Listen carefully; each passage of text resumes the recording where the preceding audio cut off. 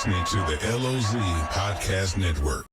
Hello, everyone, and welcome to the LOZ Podcast Network. My name's Ken Lawler. I'm the developer of the LOZ app, and we talk to people around the lake in the LOZ app podcast network that have to do with real estate. They might be involved with charities. They might just be people you want to get to know. Today, on our episode of Coves and Keys, we're talking with Allyson Cline from Reese Nichols. She's a local realtor at Lake of the Ozarks. Welcome, Allyson. Thank you. Thank you so much for having me on today. You are our first guest in our new studio. So welcome to the new podcast studio. Thank you. It looks great here. Yeah, it's fun, isn't it? Yeah. So, tell me a little bit about real estate at Lake of the Ozarks. I know that it's completely crazy to think that this little lake in the middle of Missouri has so many transactions and so many homes that are sold and bought all the time. Right. Yeah. So the lake is definitely this really interesting market because we have money that comes in from all different directions.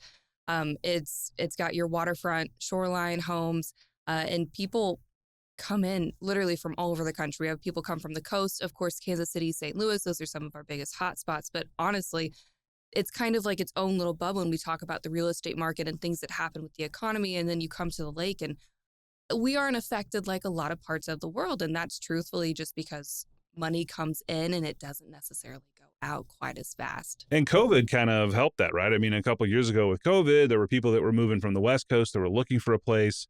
They wanted to get to somewhere that was maybe had a few more things available at the time. And the Lake of the Ozarks was wide open in COVID. So a lot of people came in from the West Coast. I mean, and that affects the market, right? Because you've got people in homes in California, they might be paying $2 million for a 3-bedroom, 2-bath, 1,500 square foot home.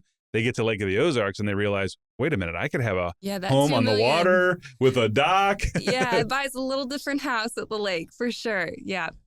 So that's definitely contributed, I think, to the bull run that's been going on at Lake of the Ozarks. Right. Yeah. During COVID, I mean, numbers everywhere skyrocketed, right? Inventory was down and people they couldn't go anywhere, right? So a lot of people decided, hey, I'm going to live where I can also vacation. And so our full-time population just skyrocketed. I mean, before it was like 80% of people, it was their second home. And those numbers just drastically went down as people could work remotely, as there was way less restrictions at the lake than other parts of the world.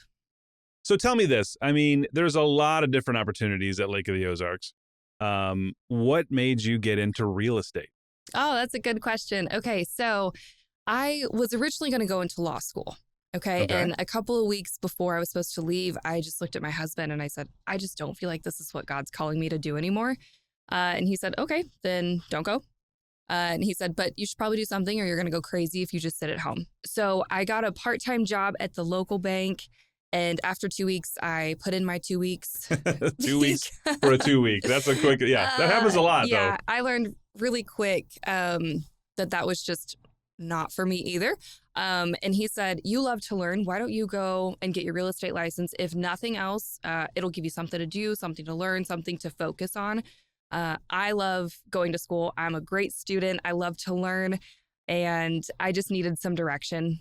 And so I did that. In 2 weeks, I had finished my classes. I was licensed. It's really a little too easy to get your real estate license.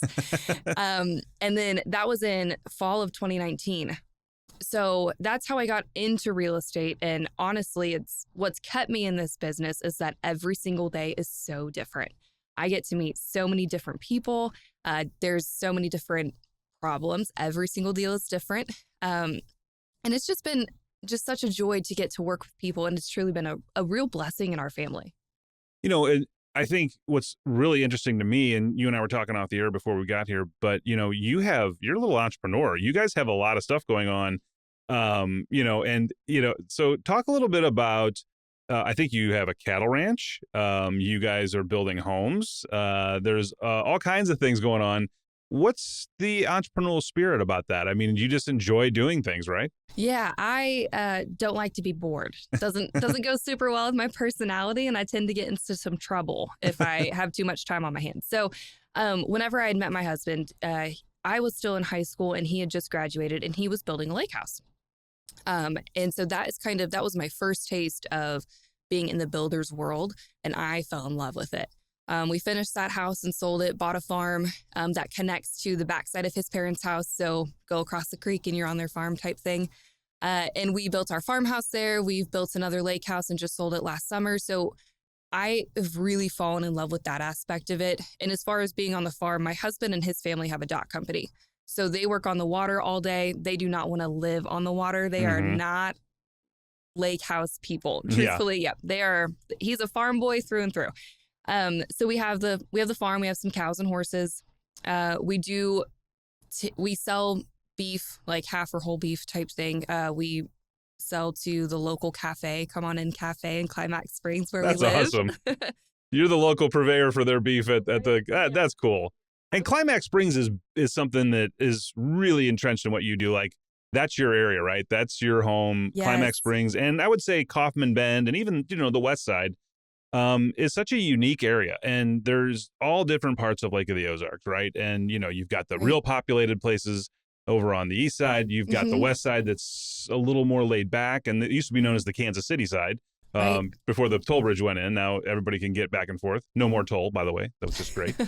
But, talk about Climax Springs and what that means to you and that area, because you're like the queen of Climax Springs. I mean, let's. Yeah, so this is part of the lake that I love. If you're thinking of like we're going to the lake, we're making memories this summertime, what a lot of people think of, or even just the movie concept of lake life, that's the west side of the lake. The other side, love it. It's great. I call it the ocean. Right. It's a little waves busy, on that a little side. bigger waves, got a lot more going on. It's great. I love it too. But I live on the part of the lake that I love. And so that's really where I specialize. And it's easy for me to sell that part of the lake because I love it. Yeah, and you live there, and you're part of the community too, right? I mean, yeah. you are really involved. Like, this is a passion for you. I mean, Climax Springs, you do a lot with the local schools, right? I mean, the local high school, I know you're always running some ad for seniors night or something else, or there's a fundraiser. Talk a little bit about what that means for you. So community has really been a big part of how I've built my business. I'm a big believer in building business through love and loving on people that will support my business. And I don't do the traditional advertisement that a lot of people do. And there's nothing wrong with that, right? There's so many ways to build a business, but mine is really through giving back. With the school, I'm really involved with the Booster Club. I'm a big believer that sports have a huge impact on kids. I did college volleyball, and so I know how important that is. To have that discipline and that structure and just everything that you can learn in school that's not taught in the classroom that sports provides. So I'm involved with the Booster Club, any fundraiser that they have going on. If there's some sponsorship, I get hit up for all of it. And I do love it. I think I sponsored the FFA. I think I sponsored like 3 different kids with something, but I'm not good with telling people no. So if they're like, hey, will you sponsor me? I want to go to state with, I'm like, yes, absolutely. I would love to. So community has been really, really big to me. And Climax Springs is really the first place that I've had that. I didn't grow up in Climax Springs. I'm actually from the Kansas City side, Kansas City area, south of Kansas City. And whenever I came here, this was the first place that really I kind of put some roots down. Mm-hmm. And I've loved it. And what do you think to tell people who are looking for different areas of the lake? So, if I'm going to move to the west side, what's more important to me if I'm moving to the west side? I know you said the water's a little nicer. It's a little more peaceful. But there's also a lot. You're going to laugh at this. So, Ken, my first question that I ask buyers when they aren't quite sure where they want to be on the lake, how far away is too far from a grocery store? Mine is 2 miles. So I don't know. Would I be a candidate? You're not a great I would not candidate. be a candidate for the west side. We've got a Dollar General. So it sounds silly, but truthfully, like, convenience is a really big part of it. So, for instance, there's parts in Climax Springs where you're going to be 30, 40 minutes from a Walmart. And to a lot of people, that's totally fine, right? They're going to the lake, they'll stock up on their groceries as they go, no big deal. But to some people like yourself, they want, a lot more of the traditional convenience. And so when you come to the west side or Climax Springs, Roach, Edwards area, you really have to know what you're getting. The second question I ask is high-speed internet and reception a must-have? It's life, but other than that, I think. Well, right. Some people want to come and unplug, and there's parts of the lake that are for that. Yeah. There's definitely parts of the quiet side, Climax Springs, that now has high-speed fiber optic internet. Woohoo! Yeah, with the satellite stuff coming in and all that, I mean, there's a lot of options that there weren't, just Right. 5 years ago. Right, for sure. So that's the second question that I ask. The third one is, how much gravel are you okay with? And a lot of stuff is paved, but that does, kind of those three questions really narrow us down to where we're going to be looking. The quiet side of the lake is awesome for those that are super interested in fishing, that want to do swimming. If you want to swim in the water, and if you're on main channel, even on a weekend, you can do that in a lot of parts down here. In other busier parts of the lake, that's definitely like you might die. Yeah, I mean, you're not going to jump in on the 10-mile marker. Yeah, you can ride your wave runners on Saturday afternoon and be okay. Which is great. I mean, that's cool. And so that's just kind of like the differences of it. It just depends on what you're looking for convenience-wise and what you're planning to do. You're not going to be a short boat ride to the really big party bars. Yeah. Right? You can go there. There's other waterfront restaurants on this part of the lake, but they're not going to be your big, have huge concerts or, the huge pools, that type of thing. But Reese Nichols and yourself have developed something that makes it really easy to find out where you want to be on the lake, right? We do. Talk about that. I think it was last May, if I remember right, whenever we launched the website. So it's loz123.com.